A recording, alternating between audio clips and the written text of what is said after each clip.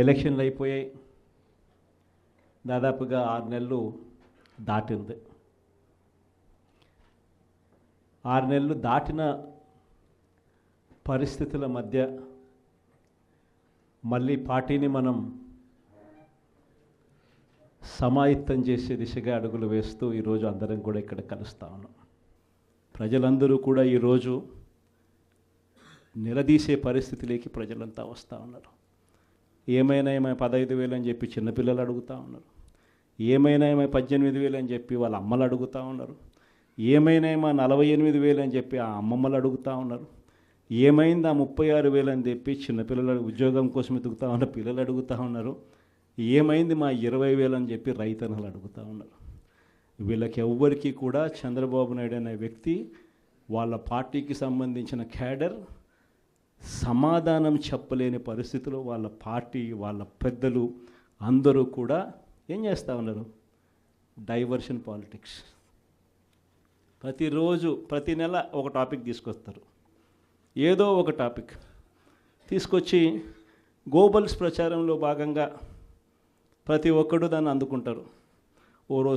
ఓసారి తిరుపతి లడ్డు అంటారు, ఇంకొకసారి జూన్లో ఋషికొండ భవనాలు అన్నారు, జూలైలో శ్వేతపత్రాలు మదనపల్లి ఫైల్స్ అన్నారు, ఆగస్టులో ముంబై నటి నా పేరేం పేరు కాదాంబరి అన్నాడు, సెప్టెంబర్లో ప్రకాశం బ్యారేజీని బోట్లతో ఢీకొట్టి గేట్లను పడగొట్టాలని చెప్పి మనం ప్లాన్ చేసినామని అంటాడు. అక్టోబర్లో సరే ఇంకా ఎట్టాగ మీరు అంతా చూశారు, నా కుటుంబాన్ని తీసుకొచ్చినాడు. నవంబర్కి వచ్చేసరికి బడ్జెట్పై దృష్టి మళ్లించడానికి 14 లక్షల కోట్ల అప్పులు అని చెప్పి, డిసెంబర్లోకి వచ్చేసరికి ఇప్పుడు కొత్తగా మీరు అంతా మనం చూస్తూ ఉన్నాం, రేషన్ బియ్యం అంటానండి. ఇప్పుడు కొత్తగా కనిపిస్తూ ఉందా రేషన్ బియ్యం అని చెప్పి. ఇప్పుడు నాకు నిజంగా ఆశ్చర్యం అనిపిస్తుంది ఆ రేషన్ బియ్యం కథలీలు చెప్తా ఉన్నప్పుడు. ప్రభుత్వంలో ఎవరున్నారు అని, ప్రభుత్వంలో మనమున్నామా, ప్రభుత్వంలో వాళ్ళు ఉన్నారా అని నాకు అర్థం కాల. 7 నెలలు అయిపోయింది, దాదాపుగా 6.5 నెల అయిపోయింది వాళ్ళ ప్రభుత్వం వచ్చి. 6.5 నెల 7 నెలలు అవుతూ ఉంది వాళ్ళ ప్రభుత్వం వచ్చింది.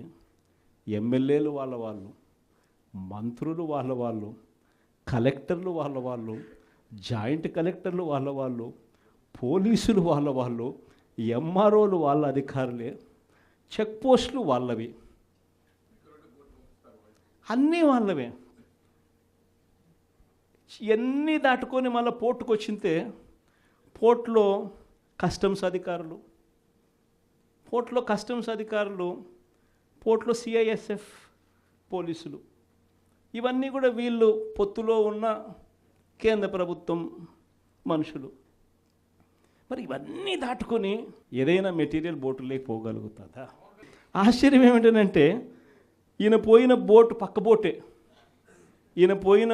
పక్క బోటే ఫైనాన్స్ మినిస్టర్, ప్రస్తుత ఫైనాన్స్ మినిస్టర్ పయ్యావుల కేశవ్ వాళ్ళ సొంత వియ్యంకుడిది, శ్రీనివాసరావు గారిని సొంత వియ్యంకుడిది, పట్టాభి రైస్ ఎక్స్పోర్ట్స్.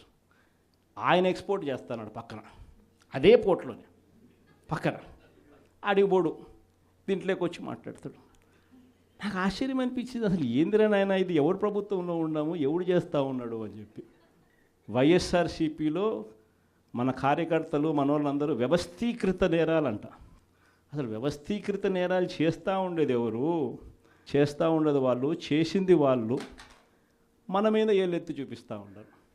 నిజంగా ఇవన్నీ చూసినప్పుడే అసలు ఎందుకు జరుగుతూ ఉన్నాయి ఇవన్నీ అని చెప్పి చూస్తే, రైస్ ఎక్స్పోర్ట్స్లో ఆంధ్ర రాష్ట్రం, ధాన్యం ఎక్స్పోర్ట్, బియ్యం ఎక్స్పోర్ట్స్లో ఆంధ్ర రాష్ట్రం నెంబర్ 1గా ఇప్పుడు నుంచి కాదు, దశాబ్దాలుగా మనమే నెంబర్ 1.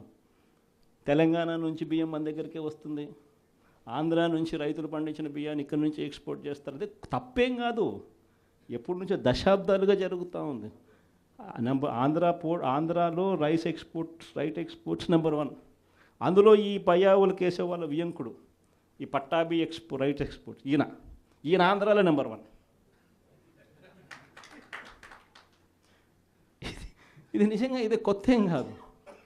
ఎందుకనంటే ఇది ఎప్పటి నుంచో జరుగుతూ ఉండేది. బియ్యం అనే రైతులు పండిస్తూ ఉన్నారు, రైతులకు గిట్టుబాటు ధర రావాలి, రైతులకు మంచి రేటు రావాలి అని అంటే ఎక్స్ట్రా పండించిందంతా రైతులు ఎక్స్పోర్ట్ చేసుకుంటూ ఉన్న సాంప్రదాయం ఎప్పటి నుంచో జరుగుతూ ఉంది, జరుగుతూ ఉంది. అయితే దీన్ని ఎలా ట్విస్ట్ చేస్తూ ఉన్నారు అనేది ఇప్పుడు ఆశ్చర్యం. మన ప్రభుత్వంలో డీలర్ల వ్యవస్థను మనం పక్కన పెట్టి ఇంటి వద్దకే బియ్యం సప్లై కింద మనం MDUs తీసుకొచ్చి, మొబైల్ డిస్పెన్సింగ్ యూనిట్లను తీసుకొచ్చి ఇంటి వద్దకే బియ్యం సప్లై తీసుకుపోయినాం.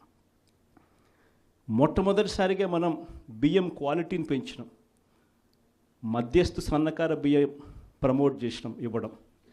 స్వర్ణ బియ్యం అని తీసుకొచ్చి సాటెక్స్ చేసి 800 కోట్ల సంవత్సరానికి అదనపుగా ఖర్చు పెట్టి బియ్యంలో నూకల శాతం తగ్గించి సాటెక్స్ చేసి ప్రజలకు మంచి బియ్యం, తినగలిగిన బియ్యం ఇస్తే వాళ్ళు ఎదురు అమ్ముకునే పరిస్థితి ఉండదు అని చెప్పి దానికి ఫుల్ స్టాప్ పెట్టే కార్యక్రమం చేసింది ఎప్పుడైనా జరిగింది అంటే అది ఒక్క వైఎస్ఆర్సీపీ ప్రభుత్వ హయాంలోనే జరిగింది.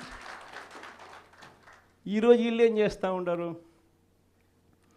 ఈరోజు ఒక పద్ధతి ప్రకారం ఫస్ట్ ఇంటి వద్దకే బియ్యం ఆపేసినారు. వాళ్ళకి ఇచ్చే బియ్యం ఇంతకుముందు మనం సాటెక్స్ చేసి మంచి క్వాలిటీ బియ్యం మనం ఇస్తూ ఉంటే, మధ్యస్థ సన్నకార బియ్యం సాటెక్స్ చేసి మనం ఇస్తూ ఉంటే ఈరోజు లేదు. ఈరోజు నిర్వీర్యం చేశారు.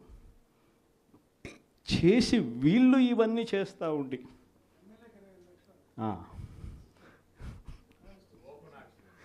చేసి వీళ్ళు ఇవన్నీ చేస్తూ ఉండి వీళ్ళ వల్ల, వీళ్ళ తప్పిదాల వల్ల ప్రజలకు నాసిరకం బియ్యం సప్లై కావడం వల్ల, ప్రజలకు సరిగ్గా బియ్యం సప్లై చేయకపోవడం వల్ల ఇది రివర్స్.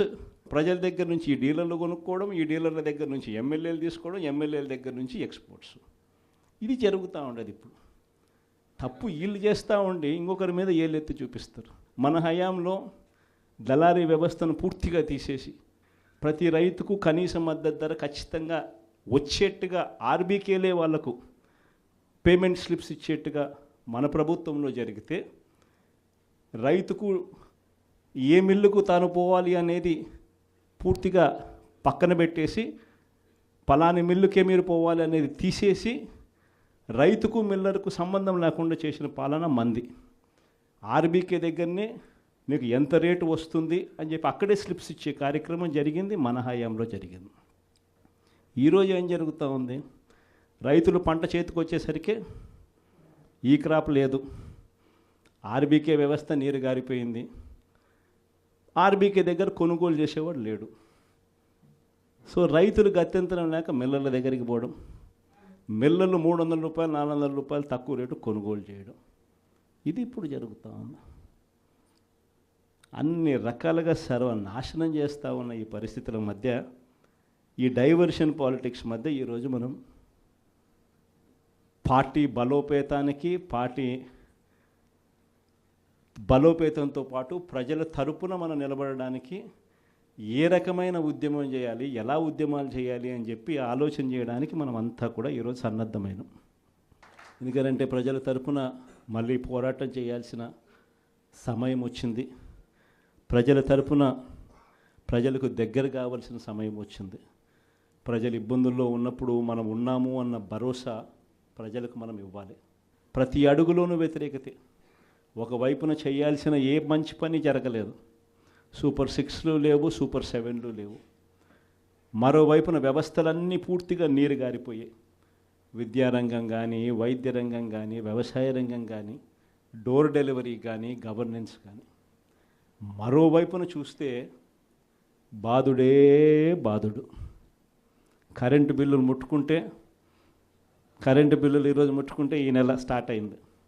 ఇంకా మొదటి డోసే 6,000 కోట్ల రూపాయలకు సంబంధించిన మొదటి డోసు ఈరోజు ఇచ్చినాడు ఈ నెల బిల్లులో. నవంబర్ నెల బిల్లు, డిసెంబర్ నెల బిల్లు, ఏ ఇంటికి వెళ్ళి కరెంటు బిల్లు ఎంత అని చెప్పి తేడా అడిగితే ప్రతి ఇంట్లో కూడా తేడా కనిపిస్తుంది. కనీసం 300 రూపాయలు పైన రేట్లు పెరిగినాయి. అది ఈ నెలే. రేపు నెల మరో 9,000 కోట్లు వేస్తున్నాడు. ఆ 9,000 కోట్ల భారం కూడా రేపు నెల బిల్లులో ఇంకా కనిపిస్తుంది. అంటే కరెంటు బిల్లులు ఇంకా షాక్ కొట్టే పరిస్థితిలోకి కరెంటు బిల్లులు వచ్చేస్తున్నాయి. ఒకవైపున బాధుడే బాధుడు. రోడ్ల మీద ట్యాక్స్ అంట. రోడ్ల మీద ట్యాక్స్ అట. ఆశ్చర్య కలిగించే విషయం ఏంటంటే రోడ్లు బాగు చేయడం కోసం రోడ్ల మీద ట్యాక్సులు వేసే కార్యక్రమం నేషనల్ హైవేస్ మీద మనం అంతో ఇంతో చూసినాం, కానీ గ్రామీణ రోడ్ల మీద కూడా రోడ్లు బాగు చేయడం కోసం రోడ్ల మీద ట్యాక్సులు వేసే బాదుడు కార్యక్రమానికి చంద్రబాబు నాయుడు గారు శ్రీకారం చుడతా ఉన్నారు. ఆశ్చర్యం నిజంగా ఏమిటంటే ఆయన హయాంలో మన హయాంలో రెండు తేడా చూస్తే రోడ్ల మీద మనం ఖర్చు పెట్టింది 43,000 కోట్ల చిల్లర అయితే ఆయన హయాంలో ఖర్చు పెట్టింది 27,000 కోట్ల చిల్లర మాత్రమే. అక్కడ కూడా మనమే ఇన్ని సంక్షేమ పథకాలు చేస్తూ కూడా అక్కడ కూడా మనమే ఎక్కువ ఖర్చు పెట్టాం. ఈరోజు చంద్రబాబు నాయుడు గారి హయాంలో సంపద సృష్టి అని అంటే దాని అర్థం బాదుడే బాదుడు. ఇది చంద్రబాబు నాయుడు హయాంలో డెఫినిషన్ సంపద సృష్టికి సంబంధించి.